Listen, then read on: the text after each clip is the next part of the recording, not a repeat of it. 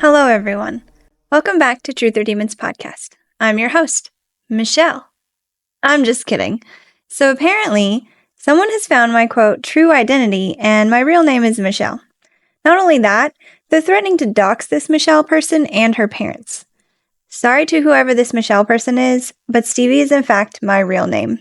Since before the day I was born, actually. My family has a whole fun story about it, and I'm honored to be named after an amazing man in my family. Yeah, the doctor told my mom I was going to be a boy. Surprise! Anyways, hi all, welcome back. I'm super excited about today's episode. We are back to the cases today, and I know I've been saying the next in line for the cases was the devil in the courtroom case, but I accidentally overlooked another case. It wasn't a Warrens case, but the Warrens did insert themselves in it for a brief period. And, not only that, now, 50 years later, the man who is currently in charge of Ed and Lorraine's organization, their son-in-law, Tony Spira, was trying to lay new claim to this old, very well-documented story. And, if you guys have missed some of the recent episodes, you might not know what I'm referring to. So, I definitely recommend checking those out. I'll link them below and in the show notes. But Tony, the man who now runs NESPR, or the New England Society for Psychic Research, the Warrens Foundation, decided to provide a platform to a man with a very tall tale to tell. Tony claimed this man contacted him with the story of having been present for this very famous and again, well-documented haunting. He was claiming to be a 7-year-old boy living alongside the only child who was actually present for the events of November 1974. Now, when I first learned of this man Tony planned to write a book with, laying claim to this haunting, I was mostly really upset with the fact that I knew in my gut this man was lying. Not to mention all the bad things he had to say about Marcia, the little girl who actually experienced this haunting. So, of course, I immediately sought out the proof, and I confirmed, with the author of the book and some people that lived there on Lindley Street at the time, that this man was not present for the things that took place in that house in 1974. It is one thing to tell a story of a haunting you experienced, but it's a whole other thing to make up an entire lie and insert it into someone else's experience. Now, I want to clarify I am not shitting on anyone's experience here. But this particular case is well known and well documented, and it has been retold for 50 years, and not once has anyone ever mentioned him or brought him up. How can someone come forward after 50 years and lay claim to such a meticulously documented and very public story? And here's the fun part. He now claims his proof of being present for the 1974 Lindley Street haunting is a piece of paper Ed and Lorraine wrote on stating he called them in 1981. That's it. And this is a recent development, because before he was lamenting on how he wished he hadn't waited and Ed and Lorraine were still alive. He's still trying to tell this farce of a story and on other platforms and adding more details as he goes. His details have changed since appearing on NESPR's channel, as well as the age he reports he was at the time of the events. So, should you come across the story of a little boy named Joey experiencing the things that happened on Lindley Street in the Gooden's home, just know he isn't telling the truth. And I do have receipts to prove that. Not to mention, there are 15 eyewitness testimonies in the book written about this case, and not one mentions a little Joey. I have also informed both platforms of his lying and his sordid past. One verbally attacked me, calling me tactless, a cyberstalker, and a child, and the other simply read my message and proceeded to post more and more videos of Joe. Guess some people don't care, firstly that he's lying, and secondly about his extensive criminal history. And if trying to keep the community safe from criminals and free from liars makes me those things, so be it. A tactless child I shall be. But to platform this man, now knowing those things, that's on them and their conscience. I don't know how you sleep at night knowing you're platforming not only a liar, but a criminal. But platforming criminals in the paranormal seems to be an unfortunate trend. So today, I'm going to tell you the actual documented story of the haunting of 966 Lindley Street in Bridgeport, Connecticut. I've done my very best to source the most reputable of sources for this, and I implore you to read the novel, The World's Most Haunted House by William J. Hall. I spoke briefly with Mr. Hall, and in the future he may have time to give me an interview. No pressure, Bill. You're welcome anytime. I also need to make one more really important statement here before we begin this episode. Due to the drama surrounding Joe pretending to be a part of this story, the current owners of the house on Lindley Street have allowed me to make a statement on their behalf. Joe posted a text message claiming it to be from the home's current owners, and instead of actually acknowledging what the message said, he just took to social media with it and posted it to TikTok. I saw it and immediately sought them out to see if they sent the message and if they were aware Jo had made it public.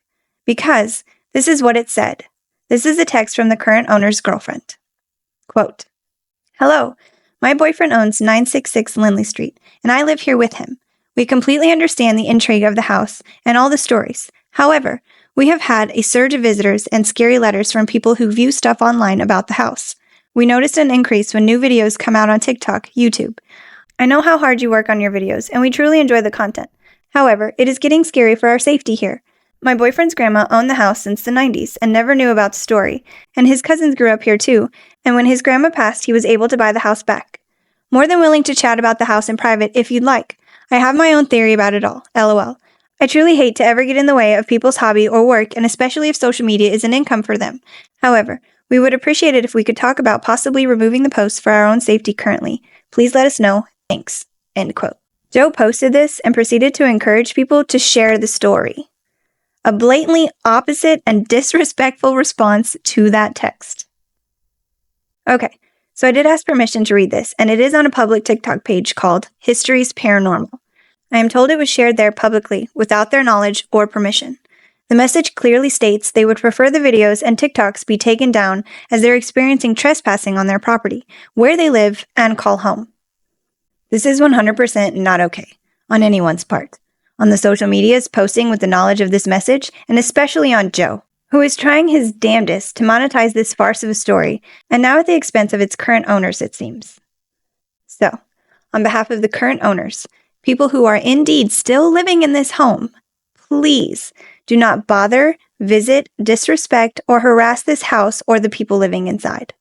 They have asked me to please let everyone know that there is currently nothing paranormal going on in the house, and absolutely no demons. Regardless of what happened there in the 70s, they live there now and would appreciate their privacy and property being honored and respected. Please do not contact them, trespass, or perpetuate falsehoods about their home. It is not currently haunted. With that being said, I made sure it was okay that I still published my episode retelling and breaking down this story. They gave me permission with the request I make it clear there is currently no paranormal activity at 966 Lindley Street. Okay, let's get started. This is the story of Laura and Gerald Gooden and their adopted daughter, Marcia, and the house on Lindley Street. Disclaimer. This story takes place in 1974, not present day. I repeat, there is no present-day haunting occurring at this location.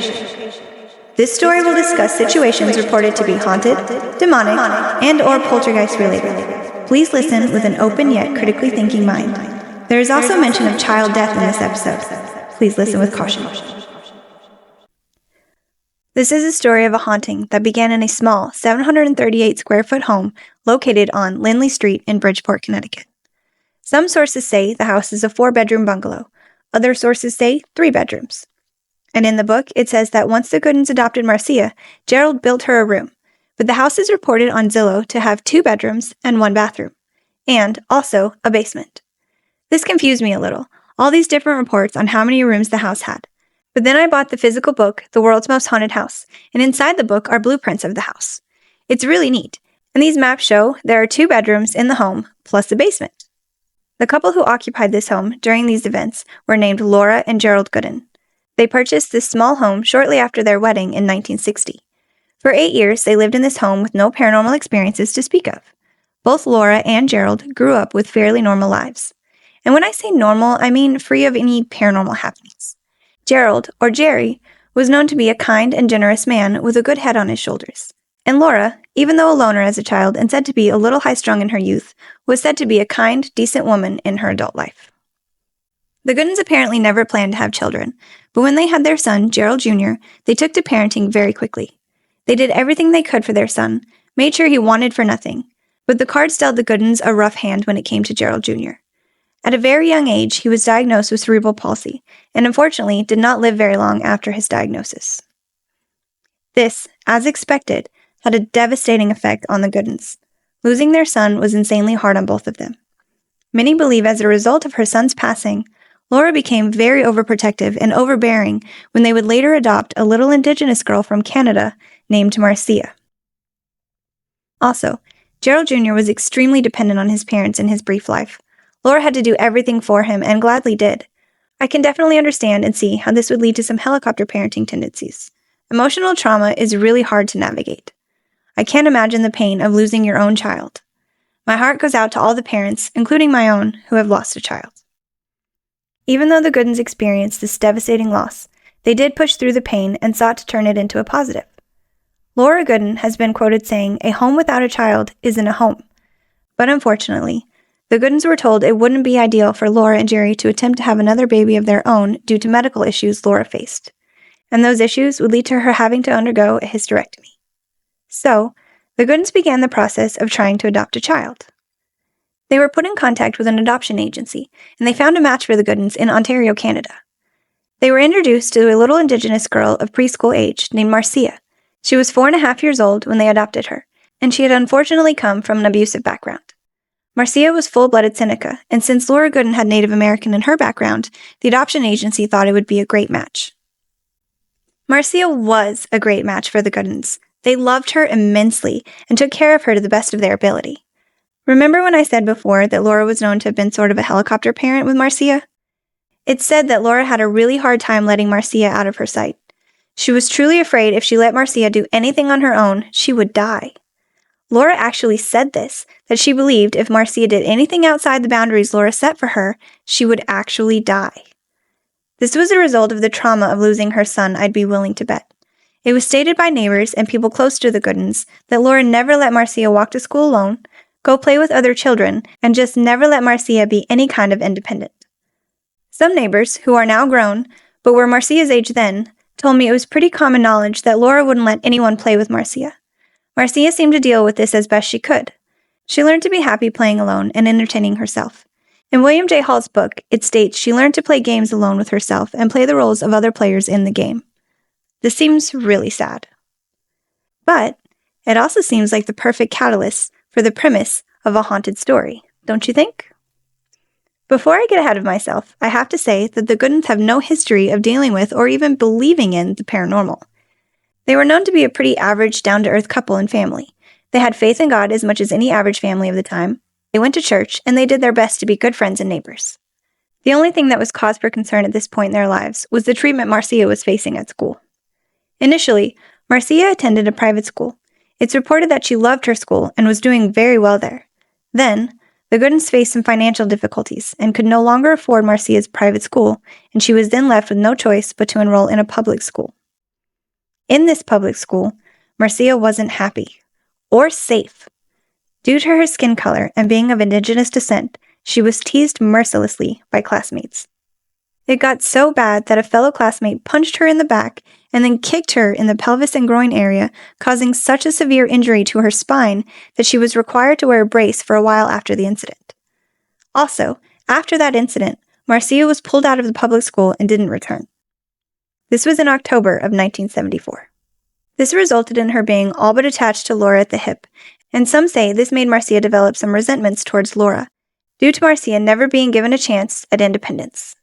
She was no longer going to school, and she spent all her time at home, with her only outside interactions being with the tutor that came to her home for lessons with Marcia.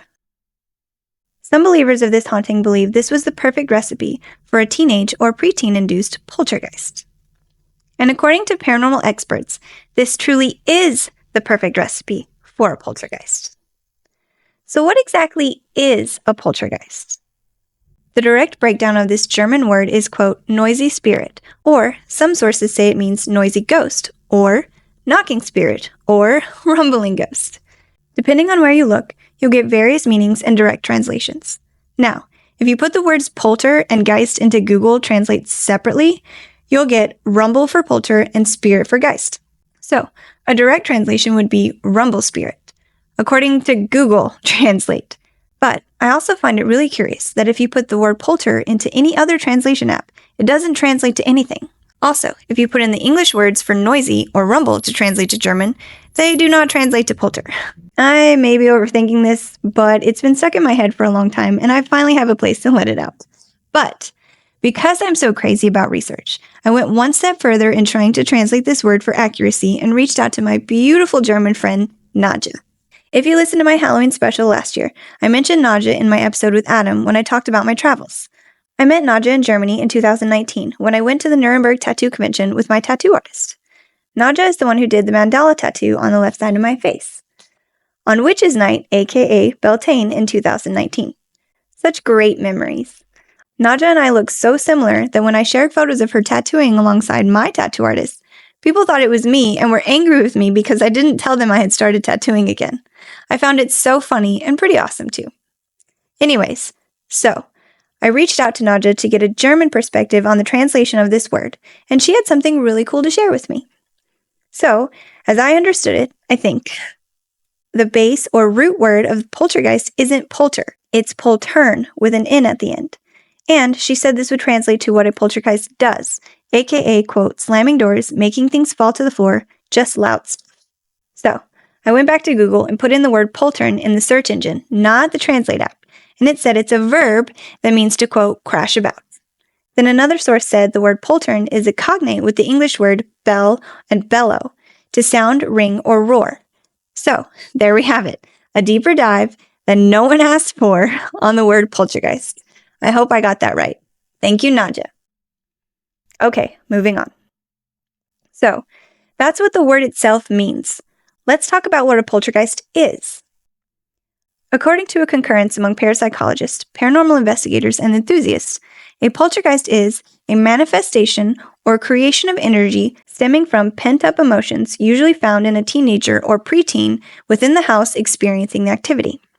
It does not have to be because of the child in the home. This is just the most commonly agreed upon indicator of a poltergeist. Even Ed Warren believed a lot of the time activity came from an unruly child in the home. It is believed the more feelings the child keeps in, the more it's said that the energy will erupt into poltergeist activity. I personally think it's sort of unfair to assume the child is just being, quote, unruly. I feel like adults miss what's really going on with children in times like these, out of fear, ignorance, or unwillingness to accept the truth. Sometimes, I feel like these kids just need to be talked to like they're people and asked questions instead of assumptions just being made. Just my opinion. Now, the skeptic's take on a poltergeist. So, one account of a skeptic's take on a poltergeist comes from a 1957 case in Cape Cod, where a skeptic and magician named Milburn Christopher believed this case's poltergeist activity could be attributed to, quote, unusual air currents. He explained a downdraft from a chimney became strong enough to blow things off the wall and blow over furniture. The most common skeptical outlook of poltergeist activity is misinterpretation, according to an article from Manchester Metropolitan University's website. It says the following quote. Misinterpretation is most likely to occur when people believe a place is haunted, and they are looking for evidence to confirm this, aka confirmation bias. In this way, a lot of poltergeist activity can actually be attributed to inaccurate perception of natural phenomenon. Take the case of the women haunted by a ticking clock. It was actually discovered that the noise was created by a tiny insect. Other cases such as the curse of the spinning Egyptian, an Egyptian statue in a Manchester museum appeared to turn itself during the day, have equally been explained by physical factors, such as minor seismic activity, underground streams and even rainfall patterns. End quote. So, there's loads of opinions and ideas surrounding poltergeists and poltergeist activity, and even parapsychologists don't always agree on what a poltergeist actually is. It can be very speculative in any conversation. Okay, back to the story. So, not too long after Marcia left her public school and began homeschooling with a tutor, things began to happen. Unexplained, terrifying things, according to the testimony from many people. So, many know the story of the haunting of Lindley Street to have started in November of 1974. But according to the book, The World's Most Haunted House by William J. Hall, the Goodens claim things began happening in the home in 1968 when they first brought Marcia home. They claimed things went unnoticed at the time, such as things being moved from their original places and found in other places and being chalked up to absent-mindedness. But as things rapidly progressed in November 1974, they would look back on those moments as not so much absent-mindedness as paranormal activity. There is one incident where friends of the Goodens were visiting. They had a daughter, Rose Marie, who had slowly made friends with Marcia. Important to note, Rose Marie is the only child reported to have ever spent time with Marcia. Rose Marie recalled an incident in 1969 where the couch had begun to vibrate and shake and even levitate and swing a little. So, even though the reports say the haunting activity began in November 1974, Marcia and Rosemarie experienced things at least 5 years earlier. There's also a report from 1971 and 1972 where the Goodens called police to report banging sounds they were hearing in the middle of the night. Gerald described the sounds to be like if someone were throwing stones at the house repeatedly and steadily. But again, it wasn't until the incidents of 1974 that even caused the Goodens to look back on those moments and associate them with the paranormal. Something else I found interesting from reading the book that has not been mentioned in most of the reiterations of this story is the fact that Marcia was seen by her one and only friend, Rosemarie, rocking back and forth while sitting on the floor and speaking in an unfamiliar language. Marcia supposedly explained this is how she would communicate with her grandfather. Now, this is just my personal speculation, but Native American and Indigenous people are very spiritual, and they have practices they keep fairly sacred, such as talking to their loved ones, most commonly deceased loved ones. However, the way I read it in the book, Marcia's grandfather, the one she was communicating with, wasn't yet deceased. I don't know for sure, but that's the way I perceived it. And I found this all very curious. Marcia also tells her friend that her birth family was not happy she was adopted by the Goodens. Could any of this be related to the haunting? Were the Goodens even aware of this? Was Marcia's friend who witnessed Marcia doing it the only one who knew of it? Could this have been related to the paranormal activity? Maybe.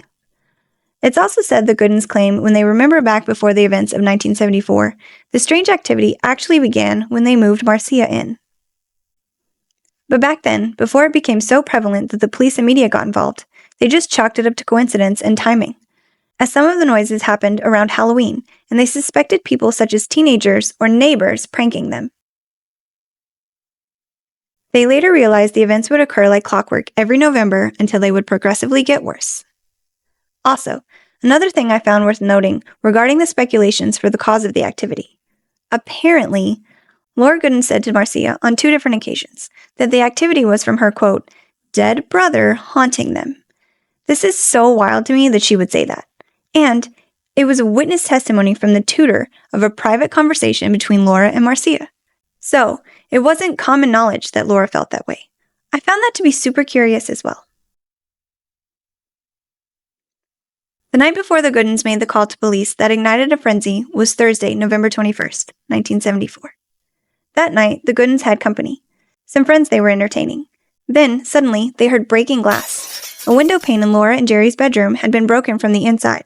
It was apparently a double-pane window, and the outside pane had not been broken.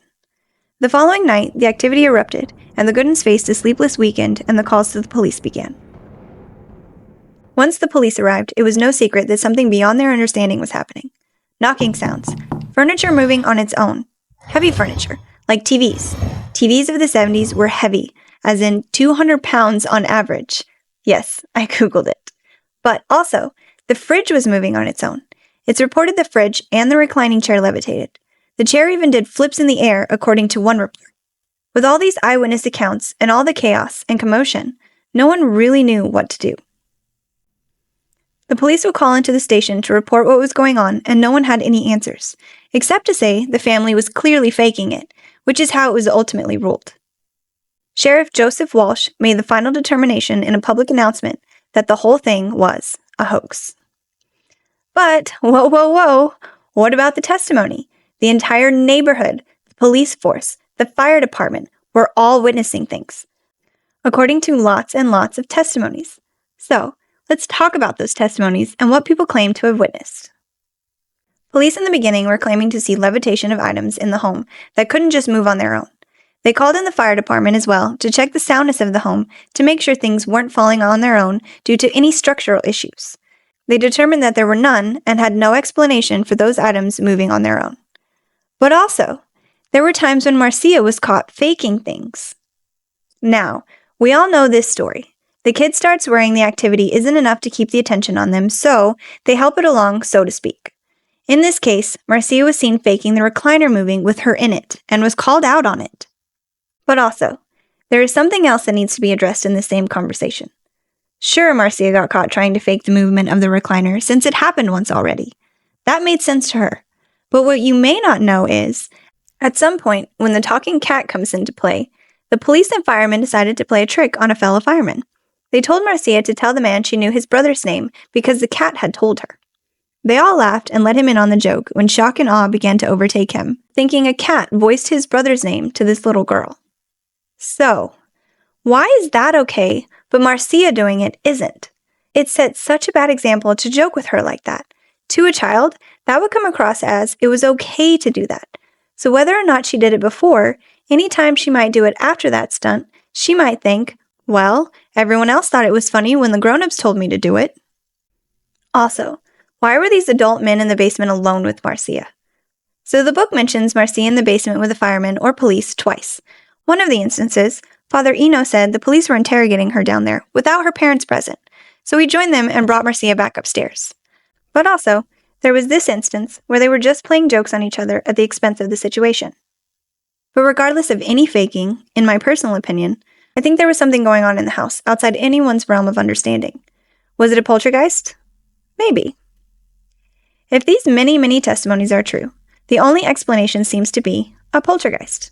Now, confirmation bias, fear, and the need to believe something can all be contributing factors to false testimonies, whether on purpose or not. Also, it's important to note that this book, where you can access all this information, was written 40 years after the incidents occurred. There is a lot of documentation to back the testimonies, but some of it is simply from memory. So, take that as you will. But again, with all the testimony from so many different types of people, from police to firemen to friends of the family to the Warrens to neighbors, lots of people witnessed things and had their stories to tell. Some skeptics like to say these things that were quote-unquote witnessed were seen after the fact, as in something falling or moving. He explains how it's noticed after it's happened, but no one actually saw how it happened. So that makes it debunkable. Now, I don't disagree with this fully. That can be the case sometimes, I believe. But what about the chair levitating and people witnessing it do flips? That wasn't after the fact and was apparently very real and very terrifying for the family. So, it seems there are many times things could have been chalked up to a child messing around, or things just falling on their own due to any number of logical reasons, but it seems there are things that cannot be explained away so easily. This case became such a sensation that the American Society for Psychical Research got involved, and a man named Boyce Beatty, who doesn't get as much recognition in the retellings of this story that I think he should. Boyce came onto the scene shortly after the police chief instructed police to no longer respond to any calls from the Goodens involving the paranormal. After Sheriff Walsh publicly announced the whole thing to be a hoax, no one was to entertain the idea of it being paranormal any further. So, in comes Boyce, and finally, a proper investigation is done. Boyce Beatty does anything and everything a paranormal investigator should do, on top of also covering the psychological side of things and making sure everyone is of healthy, sound mind. Boyce told the family in a sit-down that he did believe they were suffering from a poltergeist, and he believed it had to do with Marcia and her frustration with her life. Laura and Jerry were very defensive and argued that there was absolutely nothing wrong with Marcia, that she was a happy child and wanted for nothing. When Boyce and a priest addressing these things with the family tried to point out the reasons why Marcia could be unhappy, Laura wanted no part of it. They argued Marcia didn't have any friends, and Laura declared there were no children in the area for her to be friends with. When that was countered, she'd say, well, they were too young or too old to play with Marcia. When it was suggested that Marcia go other places to find friends to play with, Laura said, absolutely not. She's never to do anything of the sort because if she did, she would die. She truly believed Marcia would die if she let her do anything outside of the safety net she had cast around her. To Mr. Beatty and to the priest, this overbearing parenting, caused by the loss of their first child and the fear of losing Marcia too, was at the very least part of the cause of Marcia's frustration that Beatty believed was causing the poltergeist activity. Now, if you listened to my episode with Rick Hale, you might remember a story he told where he tried to help a woman and her daughter who were also suffering poltergeist activity. Rick suggested to the mother that she take her daughter to see a therapist, a mental health professional, to help her and her daughter work through some of the daughter's frustration she was experiencing that he believed had a hand in the poltergeist activity that they were experiencing. When they did, it helped them tremendously. Now, if you remember, poltergeists are defined by most as being the result of pent-up emotional energy in people, usually teens and children. And The theory is, if the mental health is addressed and the pent-up frustration and emotions have a place to go, the activity will die down or stop completely. This truly helped this woman and her daughter that Rick had worked with. Rick said that this took place 10 or so years ago. That was about the time mental health started being addressed with more respect and support. But back in the 70s, mental health help was not really a thing. It was common to hold back emotions and not let anyone see you lose it. And if you did happen to lose it, due to frustration, anger, sadness, or mental illness, you were immediately labeled as, quote, crazy. The 70s weren't too far removed from times when people could be institutionalized for any number of things we'd consider normal today. So, when Boyce Beatty decided to suggest to the Goodens that they seek therapy since they lost support from the local law enforcement in this matter and see if they might help, Laura immediately responds with, "We're not crazy." She immediately chalks up the whole notion of therapy to Boyce and the priest, thinking that she and her family are crazy. Boyce tries to talk her down from this assumption she's made by explaining that they felt better when people listened to them and didn't assume they were lying or making it up. And Laura and Jerry agree, yes, it's been helpful to be taken seriously on these matters. Jerry reiterates that they just couldn't be responsible for some of the things that had taken place in their home. Boyce then continues with his mission to convince them that therapy would be helpful by explaining that therapy with someone who also believed and wanted to help them would be just the same as the family speaking with Boyce and the priest. Laura still argued that she wasn't crazy and they'd just move, and, as a matter of fact, they already planned to move. Boyce asks simply, "Do you think that will help?" And the Goodens respond, "Absolutely." Then again, Boyce is left explaining his thoughts and conclusions of this possible poltergeist activity caused by Marcia and or them just following them wherever they went. So, during this dialogue between the Goodens, Boyce Beatty, and the priest, they argued back and forth over whether or not anyone was crazy, with Boyce and the priest constantly trying to reinforce they didn't think they were. But unfortunately, that's all the Goodens took in. They did not seek the help they needed for fear of being ridiculed and called just plain crazy. I feel like Marcia really could have benefited from this type of help, as well as Laura. It's very unfortunate they didn't get it. After this somewhat intervention to encourage the Goodens to get proper help, the Goodens decided to give one final public appearance on television, for free. The Goodens were accused of drumming up this story for money. A rumor circulated at one point that the Goodens anticipated to make $1 million off this story.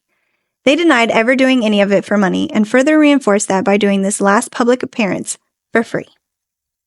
As soon as I heard the quote about the $1 million, I instantly thought of Ed Warren and how I could picture him telling this family this case could make them a lot of money. Maybe that's where the rumor came from. Others actually speculated this too, as well as spreading rumors that Ed Warren drugged some candy and gave it to the Goodens. The rumors were wild and abundant for sure. Ed actually addressed the drugged candy rumor by stating that he made a stop near the Goodens' home to buy some candy for Lorraine, and someone had seen him and started the rumor. Ed was reportedly very perturbed by this rumor. Even the Goodens' lawyer encouraged them to do interviews and charge for them, telling them they could make a lot of money if they did. But the Goodens refused, and when they did their final appearance for an interview on television, which they said was to clear Marcia's name, they did not accept any money, even though their lawyer advised against doing this. They did not want to get paid, and they especially didn't want any notoriety. So, that was pretty much the end of it. There was no more talk of this house on Lindley Street, aside from the gossip and whispers, and most accepted the whole thing to be a hoax. There were some that didn't buy it, though, and even tried to burn down the Goodens' house while they were inside. 2 men were caught after they attempted to set fire to the house. They claimed they intended to rid the world of the demons inside. This kind of thing makes my blood boil. There was a child inside that house, and because some lunatic saw demons in a movie, or worse, heard about them in church, and just decided torching a house with a child inside would be the right thing to do. That kind of thing makes me so sick. And it's a lot more common than you think. Even today, a church in California recently tried to exorcise a 3-year-old girl, and trigger warning, she died. All because these people were so brainwashed into believing her probably very normal 3-year-old-like behavior was the work of demons. Beyond ridiculous and just, I have no words. I saw another news article of a girl dying of an exorcism in 1991 as well. What you also may not know about this story on Lindley Street is that Ed wanted to exorcise Marcia. He believed she was possibly possessed, after less than a week. Okay, moving on. Sorry about the very morbid tangent. So, after chaos the town had never seen before, it all quickly died down. It's really hard to imagine that this tiny little house in this town that was generally not so manic was the scene of what can only be described as a circus. People were actually selling snacks and drinks in the streets outside the Gooden's home, all while trying to catch a glimpse of a ghost, or according to some, the demons inside. So, I'm sure you're all wondering, what happened with the Warrens? When do they come into play? And how did they end up being sent away from this seemingly authentic case of a poltergeist? Well, you know how Ed is pretty notorious for saying things like, "I can make you a lot of money"? There might be some truth to that, because one of the reasons the Warrens were asked not to return was because they racked up a huge phone bill for the Goodens. Because they were calling every news media outlet in the country trying to get coverage on this story. The Warrens were mostly responsible for the media that did show up. Now, Ed would claim that this was because the world needed to know what was going on and the witnessing of it by more people was imperative. But anyone else would say it was for fame and notoriety and recognition. It was no secret at this point in the Warrens' career that this is exactly what they were seeking. However, I recently heard that the Warrens weren't quite fired for this or anything else they did. According to one source I have, who was extremely close to the situation at the time, the Warrens were shut out of this case because the police were having a hard time with the crowd control, and the crowds were coming partly, if not mostly, for the Warrens' presence. According to this source, and even Walsh's son, the sheriff who put everything to an end claiming it was a hoax, Sheriff Walsh, actually believed there was something paranormal going on. He didn't have the means or the manpower to continue controlling the crowds this whole mess brought to the house on Lindley Street. So, let's talk about the truth surrounding the Warrens' involvement at the house on Lindley Street. I'm excited to confirm they were there, and by all accounts, they were trying to help. I do struggle with the whole calling all the media as they could situation. They were even served papers ordering them to pay for the long-distance calls by the Gooden's lawyer, according to him. But Ed said that was how they would help this family, by proving what was happening via as much eyewitness account as possible. I think Ed really believed something was happening here, and what's better than faking it? The real thing, of course. Which further leads me to believe he did believe at one point and did want to help those experiencing these things. It seems like the Warrens were facing the story of a lifetime and had every opportunity to make the world believe in poltergeists. So, were they fired? Or were they convinced to leave, or threatened, some might say, by police because the police were losing grip on the situation? The crowds were out of control. People filling the streets, causing so much congestion on the neighborhood road. People were coming from all over, and they were harassing the Gooden family to no end. I could definitely see how the police may have feared losing complete control of the situation. But then, there's this other piece of info I haven't shared with you quite yet. So, while the Warrens were permitted in the house to observe and make their assessment, Lorraine allegedly experienced an unexplainable paranormal attack. According to some of the people in the house, including Lorraine, a burn blister just materializes on her hand. I'm not sure it's clear if this happened in front of people's eyes or if Lorraine just started showing people after it appeared. But what I do know, according to the book, the Goodens also fired Lorraine for faking this event. According to Laura and Jerry, Marcia came to them and told them that she witnessed Lorraine holding her hand under hot water until it blistered. Isn't that interesting? Now, I know exactly what some of you are thinking. Can you actually achieve a burn blister from just hot tap water? Even the author, William Hall, speculated this in the text of his book. However, he may not be as neurotic as me because I actually looked this up. So I could give you all the answer. And the answer is yes. You can receive a burn from running hot tap water over your skin. And the way it happens is by first, the temperature of the water, but also the amount of time left under the water. So, in my personal opinion, if no one physically saw the blister materialize, and Lorraine just spoke up randomly and showed it to them, who's to say it wasn't already there before she spoke up? And who's to say she didn't go spend some time in the kitchen when everyone else was so highly distracted?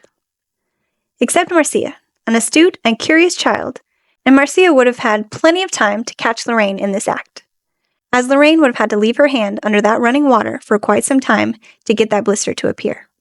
In the book, it states that Paul Eno, the young priest the Warrens brought with them, was the first to notice Lorraine's hand, but it doesn't specify if he watched it appear. I also think it's important to note, I noticed most of Father Eno's testimonies were insanely far-fetched and corroborated by no one else. For instance, he claims to have witnessed Marcia being picked up and thrown across the room by an unseen force. This bothered me because at the time, Marcia was supposed to have been wearing a back brace for injuries she received a month prior. Why was she not checked on physically by a doctor after this incident, if it occurred? Also, it's stated in the book that Father Eno was instructed by Ed, who was also responsible for bringing Father Eno along, to not let Marcia out of his sight, beginning when Father Eno found Marcia in the basement alone with the police officers he claimed were interrogating her. I don't know how I feel about Father Eno or his testimonies. Now, it is also possible that Marcia made this up. Why would she make it up? Possibly because she didn't care for Lorraine. So, it's stated in the book that self-proclaimed psychic Mary Pasquarella also briefly inserted herself into this situation. She is actually responsible for the Warrens being brought to the home. She went to them with the story after she, a neighbor of the Goodens, learned of it. But before that, she decided to run her own tests on Marcia. She attempted to test Marcia's telekinetic abilities by trying to make her knock over a bottle of rubbing alcohol with her mind. Mary kept demanding Marcia try and try harder, to the point that Marcia got so frustrated she jumped up and knocked the bottle over with her hand. So, back to the speculation.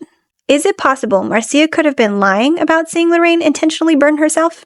Maybe. Maybe Marcia didn't like the way Lorraine was treating her, so she decided to tell her parents Lorraine was lying to get rid of her. Although this is plausible, it's not the explanation I would lean towards. But unfortunately, there's no way to know this one for sure. And it really makes my head spin a little. It is so insanely plausible that Lorraine could have faked this burn, but it would mean that she went to such great lengths to harm herself to prove the existence of a ghost or demon. That's not okay, and it was directly quoted from Laura and Jerry. They are recorded to have said, if it hadn't been for what Marcia had witnessed Lorraine doing, they might have never sent the Warrens away. How crazy is that? So, the Warrens, regardless of why, left the premises and did not return. After Boyce's conversation with the Goodens and the priest he brought, the situation was never fully resolved. Boyce Beatty's report had no resolution, and the Goodens just simply did their best to return to a normal life. Marcia was later granted a scholarship to return to the private school she loved so much, before she had to attend the public school that she had such bad experiences in, which led her to being homeschooled. Marcia became happy again, and the activity died down.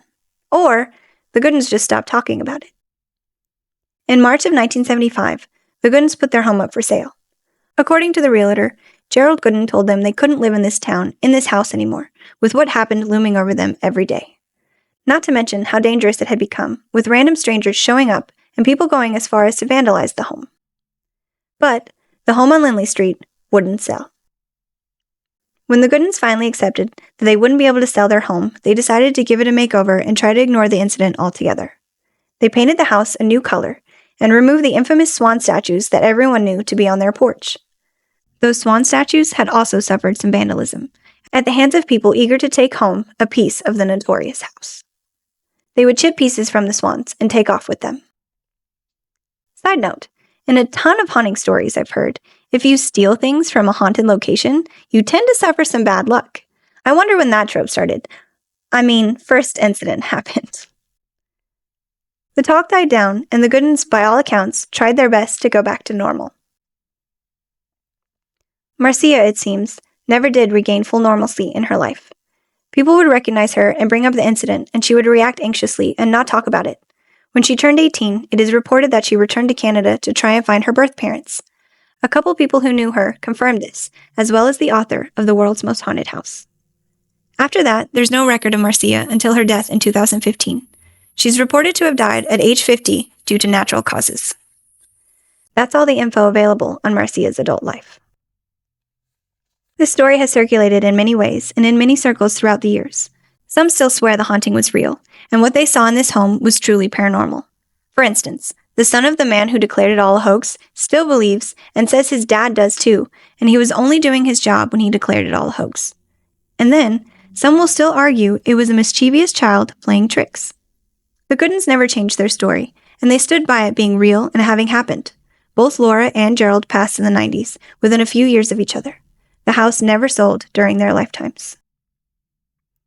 In 1998, according to Zillow, the house sold for $20,000. It is claimed the new owner knew nothing of the hauntings upon purchasing the home. It is also claimed no one lived in the home for many years, and it sat vacant, with only someone tending to it when needed. I wonder what will come of this house, and if its history will suspend it in time forever. I saw recently it was up for sale again for around $200,000, but according to Zillow, it is off the market. I thought it was unclear if anyone currently lived in the home, but now I know better. So please remember, be respectful and don't bother the house or anyone who may be living there. A question that remains. Was it the house, or was it the people inside that caused the paranormal activity reported all those years ago? Some people swear the house is haunted. Some people don't believe it ever was. I don't personally think the house itself or the location was the cause of anything. What do you think? Let me know down below. Was this case a result of demons like Ed and Lorraine and many others believed? Or was it a poltergeist? Or was it all a hoax? And how do you ultimately distinguish the real answer? In the next case I will cover, there was no question it absolutely was demons taking hold of members of their family. And even an attempt to prove that in court. Next time, join me as I cover the very famous, very controversial possession of David Glatzel and Arnie Cheyenne Johnson, and the murder of Alan Bono. Thank you so much for joining me for this episode. I really enjoyed writing it. The research was so interesting and so much fun. And thank you all for your patience with my very hectic schedule and lack of free time sometimes. I appreciate you all sticking around for each new episode. And a big thanks and shout out to anyone and everyone who helped me with this case. A lot of you prefer to be anonymous, but I hope you all know how much I appreciate the input, advice, and information you share with me. Also, please check out my amazing logo designers, links in the description and below. All reference links will be in the description and below as well. And one more shout out to Bill Hall, the author of this book this story is about.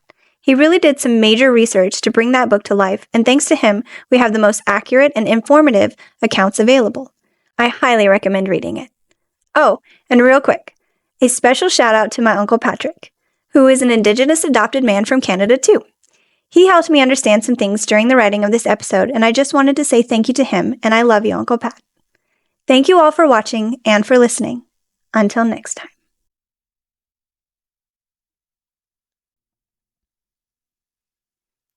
Oh good, you're still here. You know I couldn't forget the bonus section for this case. Okay, let's have some fun. So, if you know this story, you'll have noticed I left out a major player. I wanted to give him his own little spotlight here at the end and tell you what I think about him and how he came about. So, in this story, there is a talking cat. That's right, I said a talking cat. This special cat's name was Sam, and according to Marcia and sometimes Jerry, the cat could talk. The book says the talking started after Sam had to take a trip to the vet. It's claimed Sam was first heard saying, not singing, the words Jingle Bells. As Tony Spear tells it, the cat was singing the song, but every other source says he simply spoke the words. There are even newspaper articles referencing Sam the talking cat, mostly mocking the idea, but still reporting on it. One report states Sam was saying things like, quote, "Let me out of here, you dirty Frenchman." When I first heard this, I instantly thought of Jeff the Talking Mongoose from Isle of Man. The two stories are so similar. It makes me wonder if Marcia maybe somehow heard this story or someone mentioned it around her and she decided Sam should talk too. Jeff the Mongoose's story has been around since 1931. As it's reported, Marcia was deemed to be the one behind Sam's talking. It said she could throw her voice and use ventriloquism to speak for Sam. This was also something they speculated in the Jeff the Talking Mongoose case. I found this so curious. Some people swear the cat spoke, and some swear none of this happened at all, and it was simply a little girl playing tricks on the whole world. What do you guys think? Let me know down in the comments, or reach out to me on Facebook or Instagram. I have one final thought before I end this episode. Remember at the beginning when I mentioned there was a man trying to lay a new false claim to this old story? So, when he first appeared on Nesper's channel, he talked about Sam. And remember how I mentioned he had too many details for his story to sound true? Well, one of those excessive details was about Sam, the cat. In Joe's original video with Nesper, he claims very adamantly that Sam the cat is a calico cat. And here is a newspaper article stating Sam the cat was, quote, a white and yellow alley cat. I feel pretty confident when I tell you all, there absolutely was no little boy named Joe or Joey present for this case. There was a cop named Joe, Officer Joe Tomek. He was one of the first reported officers on the scene when the Goodens called the police for the activity they were experiencing in November 1974. Joe Tomek was one of 3 Joes documented at Lindley Street: Officer Joe Tomek, Sheriff Joseph Walsh, and Joe Gooden, Jerry's brother. These were the only Joes present for the Lindley Street Poltergeist. Thank you for listening and watching.